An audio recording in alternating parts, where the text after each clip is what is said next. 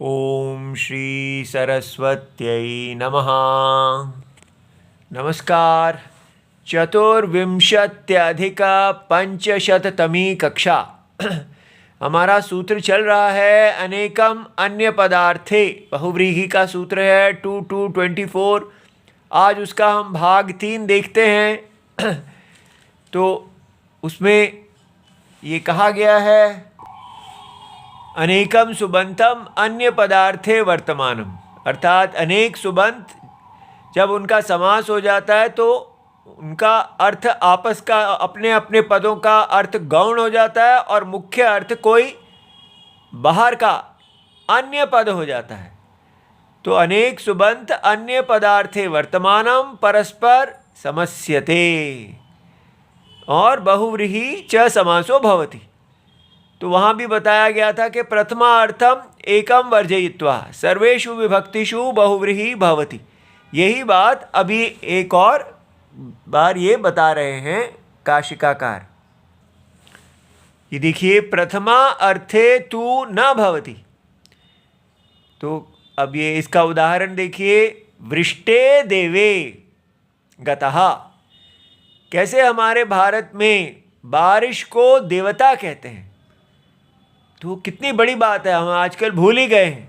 तो इनका वाक्य है वृष्टः देवः, बारिश हो जब बरसे, देवता बरसे, तो देवता के बरसने पर गया, तो ऐसा समास हो जाना चाहिए।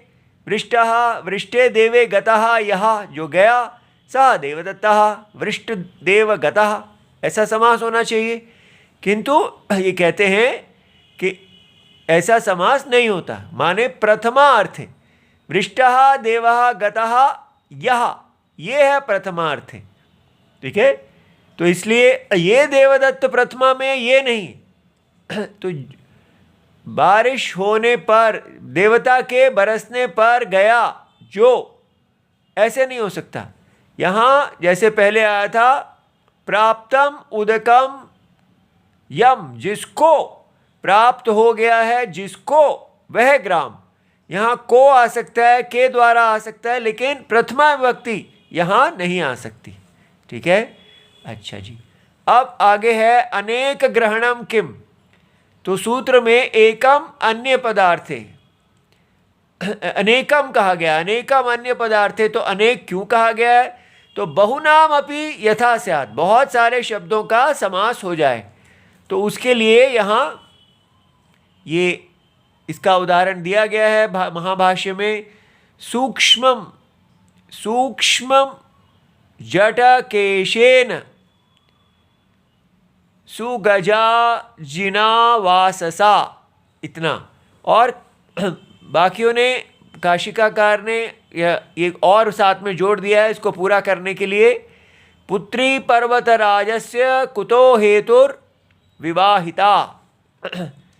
तो ये पर्वतराज की पुत्री किस कारण से विवाहित की गई शिवजी के साथ, जो अति कोमल जटा, सूक्ष्म जटा केशेन, कृत केशों से संपन्न हैं और श्रेष्ठ गज चर्म के वस्त्र धारण करने वाले हैं। तो सुगज अजिना वाससा, ऐसे। और ये आगे इसके साथ जोड़ा गया है, ये अनेक अर्थ हैं यहाँ। तो कामदेव के बाणों से पीड़ित तुम देवी पार्वती मेरे द्वारा रोकी जा रही हो, ऐसे। मया त्वं प्रतिषिध्यते, तो ये कुछ इतना जुड़ नहीं रहा, पर अनेक जगह अनेक वाक्य लिखे हैं, मुख्य यही है। अच्छा, अब इसका हम देख लेते हैं कैसे है। सुसूक्ष्म जटा केशेन, तो सुष्ठु सूक्ष्म जटा, जटाः केशाः, केशाः अस्य इति, ऐसे। तो बहुत से सूक्ष्म जटा केश हैं इसके, तो इसका क्या अर्थ बना, तो यहाँ ये दिखाना है कि अनेक पद हैं जिनका समास हुआ है, और यहाँ पर ये जो दीर्घ है केशा, तो उसको कैसे, तो यहाँ सूत्र है नी आपो संज्ञा छंदसोः बहुलम 6363 ङियांतस्य आबंतस्य। तो जो ङियांत है या आबंत है, च संज्ञा छंदसोः, संज्ञा में नाम रखने में या छंदस में वेद में, बहुलम ह्रस्वो भवति, उसका ह्रस्व हो जाता है। तो यहाँ पर इसका ये जो केशाह, यहाँ केशः हो गया है, तो इसलिए केशेन, तो ये जो ह्रस्व हुआ है इस सूत्र से हुआ है। फिर है सुगज अजिन वाससा, माने सुष्ठु गजा अजिनम। तो गजा अजिनम तत्पुरुष समास है, तो गजा अजिनम बन गया सुष्ठु गजा अजिनम वासहा आच्छादनम यस्य। तो बहुत अच्छा हाथी का बना, जो खाल का बना हुआ कप वस्त्र है जिसका। तो ऐसे ये यहाँ पर ये अनेक समास हो जाते हैं, पदों का समास हो जाता है। फिर है अगला वार्तिक है बहुव्रीहि समान अधिकरणानाम इति वक्तव्यम, कि बहुव्रीहि समास केवल उन्हीं में होना चाहिए जिनका अधिकरण एक है शब्दों का, अर्थात उनमें विशेषण विशेष्य भाव है। व्यधिकरणा नाम मा भूत, जिनमें विशेषण विशेष्य भाव नहीं है उसका समास नहीं होना चाहिए। जैसे पंच भी भुक्तम अस्य, तो 5 के साथ खाया गया इसका।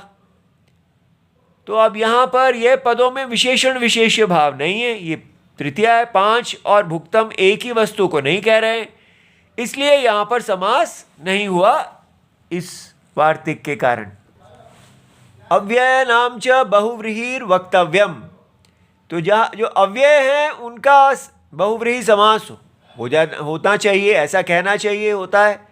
तो कैसे, उच्चैर मुखः नीचैर मुखः। उच्चैर जो है ये उच्चै ही और नीचै ही दोनों अव्यय हैं। तो उच्चैर मुखम यस्य, ऊंचा मुख है जिसका या नीचा मुख है जिसका, तो अव्यय के साथ समास हुआ है। तो उच्चै ही ये तो, और मुख सु, ऐसा अलौकिक विग्रह इसका बनता है। फिर अगला वार्तिक कहते हैं सप्तमी उपमान पूर्व पदस्य उत्तर पद लोपश्च वक्तव्यम। तो सप्तमी विभक्ति कैसे अंत होने वाला, सप्तमी विभक्ति अंत और उपमानवाची, तो जिसके साथ आप तुलना कर रहे हैं ऐसा वाची शब्द जो है उससे अंत होने वाला, जिसका पूर्व पद है तो उसका किसी के साथ समास होने की दशा में उत्तर पद का लोप कहना चाहिए। तो देखते हैं कैसे, ये देखिए समास है कंठे स्थितः कालः अस्य। तो कंठ स्थित है, जिस कंठ में स्थित है काल जिसके, तो कंठे कालः।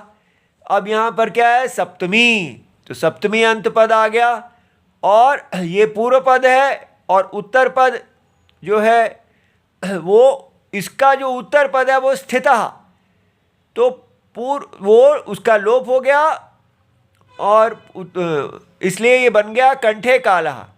और ये पूर्व पद की विभक्ति का लोप नहीं हुआ। वो सूत्र है अमूर्धम अमूर्धमस्तकात् स्वांगात् अकामे 6312। ये कहते हैं मूर्ध मस्तक वर्जितात, मूर्धा और मस्तक को छोड़ देने पर, वो छोड़ दीजिए, और हलंतात अदंतात स्वांगात, जो स्व अंग हैं उससे, उत्तरस्य स्याः सप्तम्याः अकाम उत्तर पदे अलुक भवति। तो ये ऐसी स्थिति में सप्तमी का अलुक होता है जब, तो ये यहाँ इस सूत्र से हुआ। इसी प्रकार उर्सी लोमा, तो छाती पर बाल हैं जिसके, यहाँ उर्सी स्थितानी, तो स्थितानी जो है उसका लोप हो गया, और उर्सी में सप्तमी रही इस सूत्र के द्वारा। फिर है उष्ट्र मुखः खर मुखः, तो उष्ट्रस्य मुखम इव मुखम यस्य, उष्ट्र के मुख के समान मुख है जिसका। अब ये उपमान है, तो इसका लोप हो गया, इसलिए बन गया उष्ट्रमुखः। इसी प्रकार खरमुखः। फिर आगे है समुदाय विकार षष्ठ्याश्च बहुव्रीहि उत्तर पद लोपश्च वक्तव्यम। माने संघात पदांत हो या विकार पदांत हो तो षष्ठ्यंत पद के समास हो, ऐसा समास होता है और उत्तर पद का लोप हो जाता है। तो ये देखिए, केशा नाम संघातः केश संघातः, पहले तत्पुरुष समास हुआ, फिर केश संघातश्चूड़ास्य केश चूड़ा, तो यहाँ पर संघात का लोप हो जाएगा और ये चूड़ा इसका अव्यय है। माने वह व्यक्ति जिसके बालों का समूह जूड़ा या चोटी चूड़े के रूप में है, तो इसलिए संघात से ही वो चोटी बनी है, जूड़ा बना है। इसी प्रकार सुवर्ण अलंकारः, सुवर्णस्य विकारः अलंकारः अस्य, तो सुवर्ण प्रकृति है, विकार उत्तर पद है और अलंकार विकार है, तो सोने के विकार के आभूषण हैं जिसके, ऐसा जो हुआ तो सुवर्ण अलंकार बन गया, यहाँ पर विकार शब्द का लोप हो गया।